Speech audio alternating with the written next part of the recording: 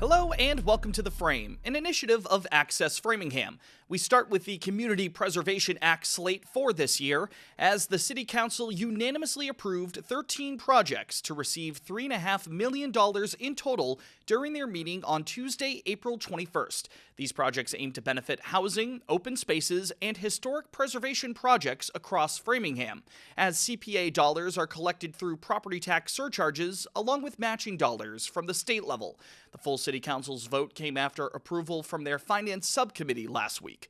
The plan to prevent housing units to be developed at Eastleigh Farm, which is earmarked for $500,000 following this week's vote, continued to be a conversation point among local leaders, as the farm's team works to secure an agricultural preservation restriction for the property on Bethany Road through the Massachusetts Department of Agricultural Resources, or MDAR for short.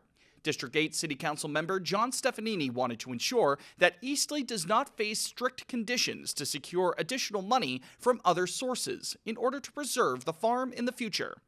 We need to hold our money to pool with other people's money. This is a statement of support subject to an APR coming out of MDAR.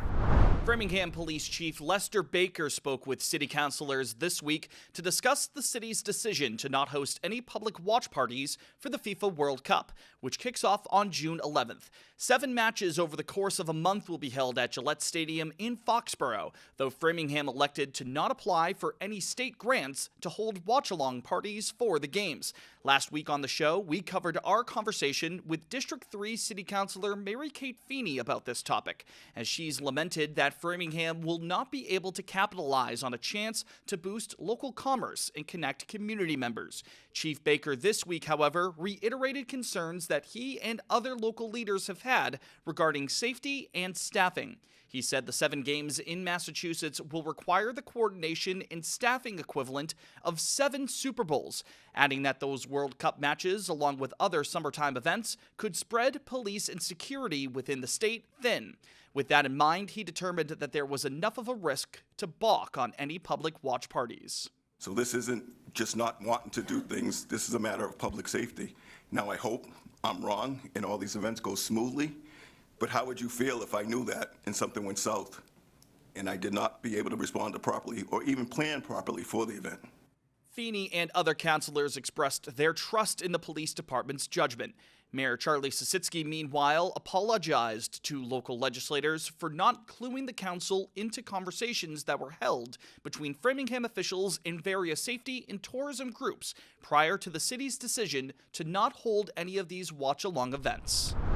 The construction company behind the plan to develop a new courthouse along Union Avenue in Framingham says the goal is to finish work by the summer of 2029. Early last year, Mayor Sositsky signed the Danforth building over to the state's control, as the project aims to bring the area's district court, along with other various courts, the DA's office, and other legal resources under one roof at the 116,000 square foot site through the roughly $174 million project. Proponents hope this new regional justice center will centralize those legal destinations while attracting jobs and businesses to the downtown area. A groundbreaking ceremony for the project will be taking place at 11 a.m. on Friday, May 8th. During a meeting at the Memorial Building on Thursday, April 16th, representatives of DeMayo Construction, the group in charge of the project's development, explained that sidewalks on Union Ave, as well as Pearl Street and Lexington Street, will be closed to pedestrians while work is being done, as residents are advised to expect noise, traffic, and other possible disruptions. A temporary parking lot for the nearby public library will also have to be created, as crews will eventually have to take over the existing lot for this plan. Representatives of the Wayland-based Parmenter Foundation were recently at Framingham State University as they unrolled their UGrieve Program, a set of resources aimed at supporting young adults and students who are going through loss. The free program is being offered to any university student, as the organization is providing training videos and information on how folks can normalize empathy, according to the foundation's executive director, Angela Crocker. She told The Frame that 1 in 3 students lose a loved one during their time away at college, meaning that the need to inspire dialogues and to promote resources among college-aged peers is a vital one. If you have loved somebody and you've lost somebody, you experience grief, and that is not a mental health condition. That's a normal part of life, and we want to keep it there.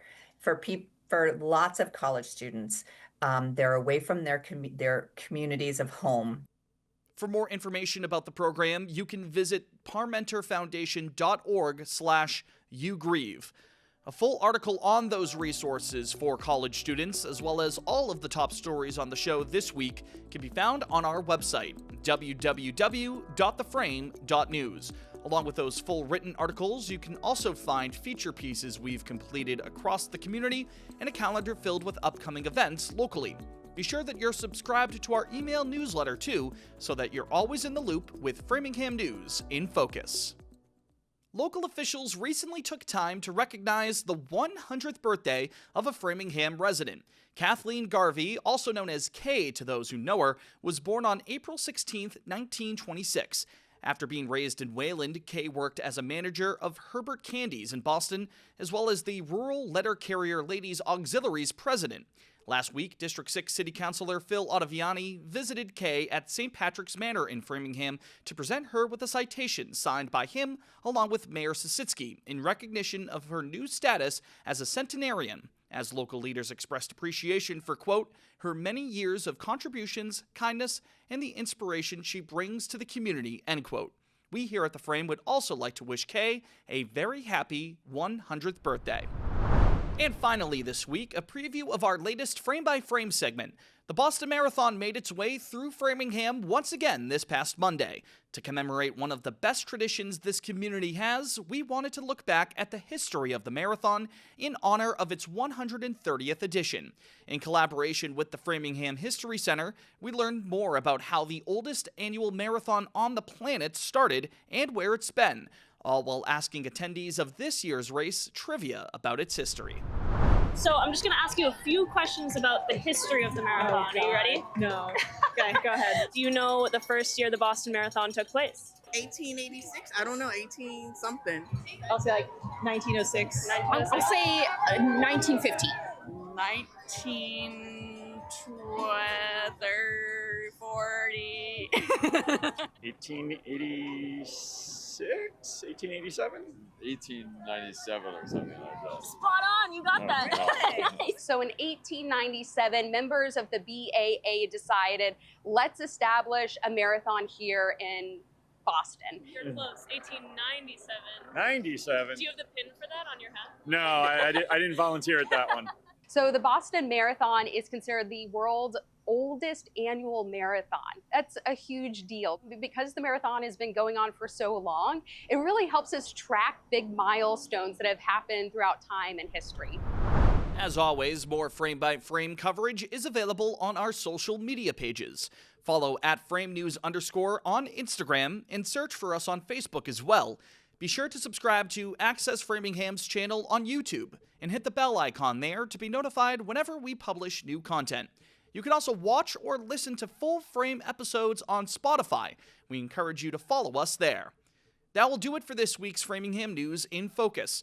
On behalf of our entire team here at The Frame, thanks for tuning in. My name is Brendan Fitzpatrick. We'll talk to you next week. Take care.